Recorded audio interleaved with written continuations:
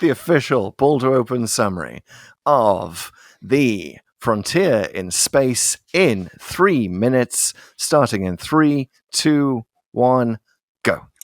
So the Doctor and Joe materialize on board a spaceship in the 26th century, and it's transporting some flour, but then it's attacked by this other ship, and then the humans are seeing that it's like draconians, these people from this other empire, these sort of reptile-like people, humanoids. But really, the Joe and the Doctor can see it as something else. At first, Joe sees it as like this other.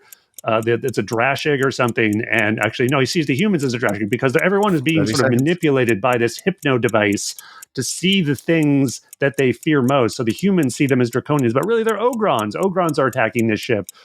So they don't understand why. The Ogrons capture everybody and tie them up. They leave them alive. They leave.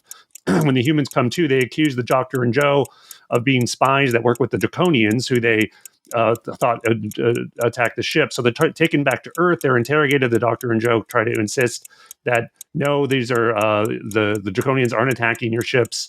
That they, even though on the other side, the Draconians are accusing humans of attacking their ships. So clearly, someone is trying to manipulate both of these galactic empires. They're both huge empires here in the 26th century, Draconia and Earth, into having a war. And so the Doctor and Joe are constantly thrown into prisons back and forth. They're either captured by the Draconians or they're captured by the humans. And at some point they're separated, and the Doctor is on the moon in a penal colony, and Joe is left on Earth. But who shows up? Oh my goodness, it's the Master. The Master comes to collect Joe, and he's masquerading as this person representing a dominion within the Earth Empire. So he has this right to extradition, and he says that Joe and the Doctor are prisoners.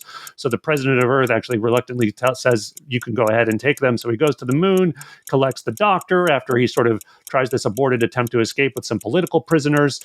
The Doctor and Joe are on the ship with the Master.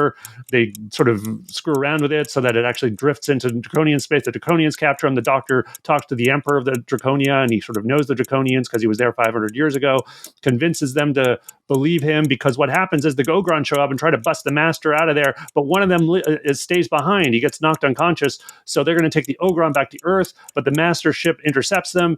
They take the Ogron, then they all end up back on Earth with no evidence, but then they realize that they really need to cooperate with them because they realize what the origin was of the war way back before. And so they go to the Ogron planet. They try to collect them, but guess who shows up? It's the Daleks. The Daleks are actually behind the Master's plans, who have been using the Ogrons and stuff.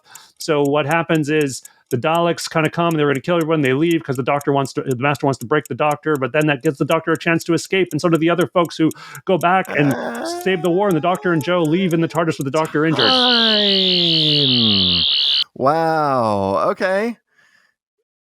You did kind of blazed through a lot there at the end, so I realized time was coming up on me.